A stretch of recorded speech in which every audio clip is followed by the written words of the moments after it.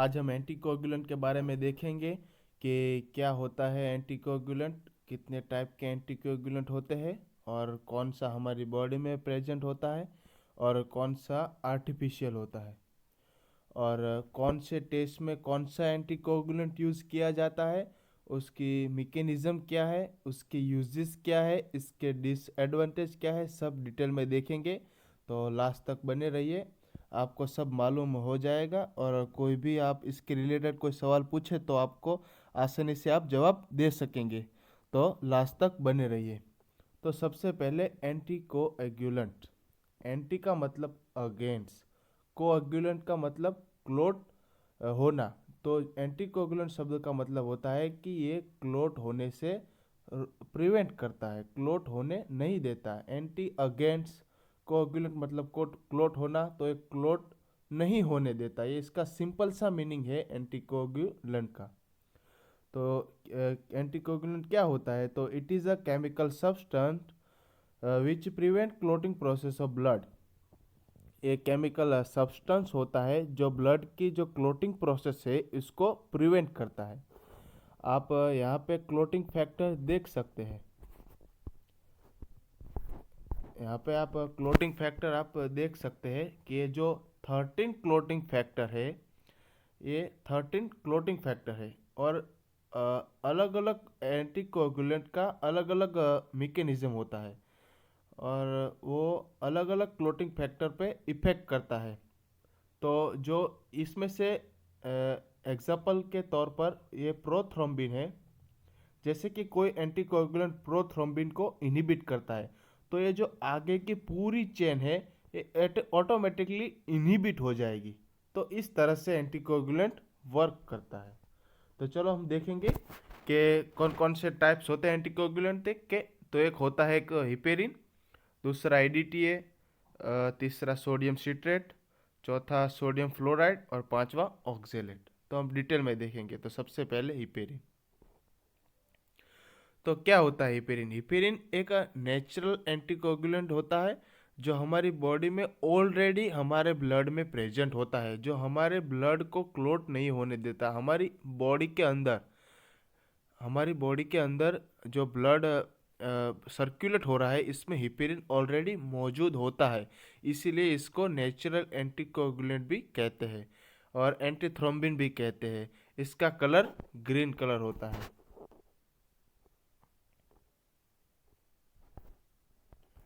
ये green colour की होती है, इसकी ट्यूब जो होती है वो ग्रीन कलर की होती है।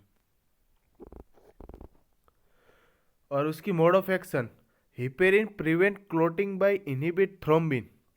ये थ्रोम्बिन को इनहिबिट कर देता है। तो जो आगे की चेन है प्रोथ्रोम्बिन में से थ्रोम्बिन, थ्रोम्बिन में से fibrin to fibrinogen, fibrinogen to fibrin जो होता है, इसको आगे की रिएक्शन ऑटोमेटिकली रोक रोक रोक जाती है।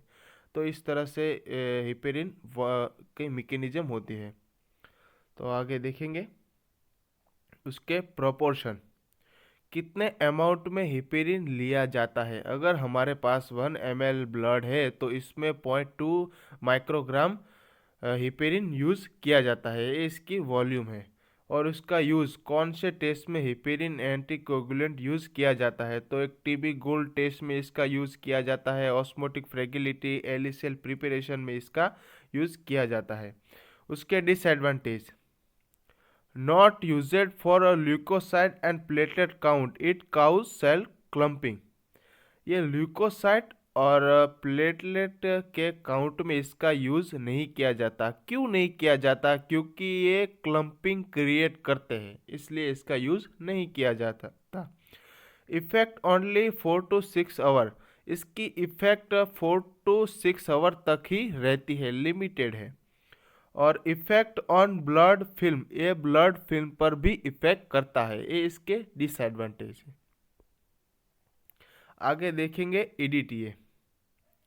ये मोस्ट इम्पोर्टेंट एंटीकोगुलेंट है। इसका सबसे ज़्यादा यूज़ लेबोरेटरी में हम करते हैं। तो EDTA ये इसका पूरा फुल फॉर्म है, ethylene diamine tetra acetic acid. याद रखिएगा, IMP है। दीगर कॉम्पिटिटिव एग्जाम में पूछा जा सकता है कि EDTA का फुल फॉर्म क्या है और पूछते भी है। अब देखेंगे उसकी मोड ऑफ एक्शन। तो EDTA प्रिवेंट कोagulation बाय बाइंडिंग कैल्शियम, ये कैल्शियम के साथ बाइंड कर देता है और ऑटोमेटिकली जो क्लोटिंग की 13 क्लोटिंग की जो चेन है जो ऑटोमेटिकली रुक जाती है। इस तरह से ये इसकी मैकेनिज्म है। और EDTA is a routine anticoagulant, ये सबसे ज़्यादा यूज़ किया जाता है, रोज इसका यूज़ होता है EDTA का। इसका कलर, कौन कौन से कलर में EDTA ट्यूब होता है, तो एक purple colour, violet colour, lavender colour में होता है। इसके टाइप्स, EDTA के दो तरह के टाइप होते हैं, एक डाई सोडियम EDTA और ट्राई और डाई पोटेशियम EDTA। तो अभी फिलहाल सबसे ज़्यादा ट्राई पोटेशियम EDTA का यूज़ हम करते हैं। इसका अमाउंट, इसकी वॉल्यूम पर ml of blood 1 to 2 mg इसका यूज होता है।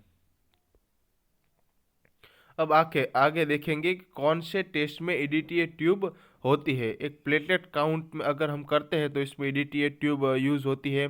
Morphological study for blood smear haemoglobin, इस टेस्ट में इसकी यूज होती है। Preserve staining and morphology of leukocyte का हमें मॉर्फोलॉजी या उसके जो काउंट वगैरह जो भी टेस्ट कर रहे हैं इसके लिए इसका यूज होता है। G6PD डिफिशियंसी यानी ग्लूकोज 6 फॉस्फेट डिहाइड्रोजिनेस डिफिशियंसी का हम टेस्ट परफॉर्म करते हैं तो इसमें भी EDTA एंटीकोगुलेंट यूज होता है। रेटिकुलोसाइट काउंट में होता है। इसका disadvantage, excess concentration of EDTA causes of RBC shrinkage. अगर ज़्यादा अमाउंट में हम EDTA का यूज़ करेंगे, जो इसकी प्रोपोर्शन है 1 to 2 mg पर ml ऑफ ब्लड, इससे ज़्यादा हम करेंगे तो इसका इफेक्ट क्या होगा, तो ये RBC को श्रिंकेज कर देगा, ये इसकी डिसएडवांटेज है। और not suitable for coagulation study, coagulation study के लिए हम टेस्ट करते हैं तो इसमें इसका यूज़ नहीं होता, इसके लिए सूटेबल नहीं है। आगे देखेंगे कि सोडियम सिट्रेट का mode of action, sodium citrate convert calcium into unionised form, एक कैल्शियम को अनआयोनाइज्ड फॉर्म में कन्वर्ट कर देता है, जिससे क्लोटिंग जो प्रोसेस है, जो क्लोटिंग की पूरी प्रोसेस है वो प्रिवेंट हो जाएगी। इसके कलर देखेंगे, कौन कौन से कलर होते हैं। तो दो तरह के टाइप होते हैं सोडियम सिट्रेट के, एक ट्राई सोडियम सिट्रेट और दूसरा डाई सोडियम सिट्रेट।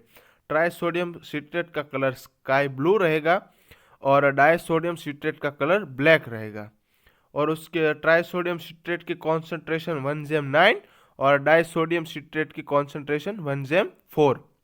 ये याद रखिएगा दोस्तों, ये बहुत मोस्ट इम्पोर्टेंट है। कई एग्जाम में पूछा जाता है कि ट्राई सोडियम सिट्रेट की कॉन्सेंट्रेशन क्या होती है और डाई सोडियम सिट्रेट की कॉन्सेंट्रेशन क्या होती है, उसका कलर क्या होता है और कौन उसकी यूजेस क्या है, कौन से टेस्ट में इसका यूज़ किया जा सकता है। तो ट्राई सोडियम सिट्रेट का यूज़ कोएगुलेशन स्टडी के लिए किया जाता है, प्रोथ्रोम्बिन APTT टेस्ट के लिए किया जाता है। और डाई सोडियम सिट्रेट का यूज़ इरिथ्रोसाइट सेडिमेंटेशन रेट में किया जाता है। अब आगे देखेंगे कि सोडियम फ्लोराइड, उसकी मोड ऑफ एक्शन है prevent clot by chelating agent segregation complex of calcium, यानी कि जो जिलेटिंग एजेंट होता है वो जो कैल्शियम का कॉम्प्लेक्स है उसको वो सिग्रेग कर देता है, अलग कर देता है, जिससे कि क्लोटिंग की जो प्रोसेस होती है, क्लोटिंग फैक्टर की जो पूरी 13 फैक्टर की जो पूरी प्रोसेस होती है उसको वो प्रिवेंट कर देता है। इसी तरह से वो क्लोट नहीं होता। Inhibit the glycolytic enzyme enolase responsible for break down of glucose in blood. अगर हम कोई भी टेस्ट करने के लिए कोई ब्लड सैंपल हमारे पास है तो इसमें ग्लाइकोलाइसिस की प्रोसेस होती ही रहती है, लेकिन अगर हम उसमें सोडियम फ्लोराइड एंटीकोएगुलेंट यूज़ करेंगे तो जो ग्लाइकोलाइसिस प्रोसेस होती है जिसके लिए ग्लाइकोलाइटिक एंजाइम रिस्पॉन्सिबल होता है उसको वो ब्रेक डाउन कर देती है। जैसे इसलिए इसी तरह हम ग्लूकोज एस्टिमेशन और ग्लूकोज के रिलेटेड जो टेस्ट होते हैं इसके लिए सोडियम फ्लोराइड एंटीकोएगुलेंट का यूज़ करके हम परफॉर्म कर सकते हैं। उसका कलर ग्रे कलर का होता है और प्रोपोर्शन उसका 2 mg पर ml of blood, 1 ml blood में 2 माइक्रोग्राम यूज़ किया जाता है सोडियम फ्लोराइड। उसका मिक्सचर दो तरह का होता है, एक सोडियम फ्लोराइड और पोटेशियम ऑक्जेलेट, और उसका यूज़ ग्लूकोज एस्टिमेशन टेस्ट में किया जाता है। ये IMP है, आप याद रखिएगा कि सोडियम फ्लोराइड एंटीकोगुलेंट किस टेस्ट में यूज़ किया जाता है, तो ग्लूकोज एस्टिमेशन या ग्लूकोज रिलेटेड टेस्ट के लिए सोडियम फ्लोराइड एंटीकोगुलेंट यूज़ किया जाता है। इसका कलर ग्रे कलर का होता है, उसका प्रोपोर्शन 2 mg पर ml ऑफ ब्लड होता है, उसका मिक्सचर पोटेशियम ऑक्जेलेट और सोडियम फ्लोराइड होता है, याद रखिएगा दोस्तों। अब आगे देखेंगे कि डबल ऑक्जेलेट। तो इसको क्यों डबल ऑक्जेलेट कहा जाता है, क्योंकि उसमें 2 ऑक्जेलेट आर यूजेड होते हैं। तो चलो हम देखेंगे कि उसकी मोड ऑफ एक्शन क्या है। प्रिवेंट कोगुलेशन बाय पर्सिपिटेट कैल्शियम, ये भी कैल्शियम को पर्सिपिटेट करके कोगुलेशन जो होता है उसको प्रिवेंट कर देता है। उसकी प्रोपोर्शन 1 to 2 mg पर ml of blood, 1 ml blood में 1 to 2 mg double oxalate use किया जाता है। 2 oxalate are used, 1 potassium oxalate, दूसरा एमोनियम ऑक्जेलेट। दोनों का अपने अपने काम होते हैं। पोटेशियम ऑक्जेलेट का जो रेड सेल के श्रिंकेज होता है उसको वो प्रिवेंट करता है, और ammonium oxalate prevent red cell swelling, जो रेड सेल में स्वेलिंग नहीं आने देता। उसका यूज़ क्या है, तो ESR, PCV, CBC में इसका यूज़ किया जाता है। उसके disadvantage, morphology is not well preserved, इसमें मॉर्फोलॉजी प्रिजर्व नहीं रहती।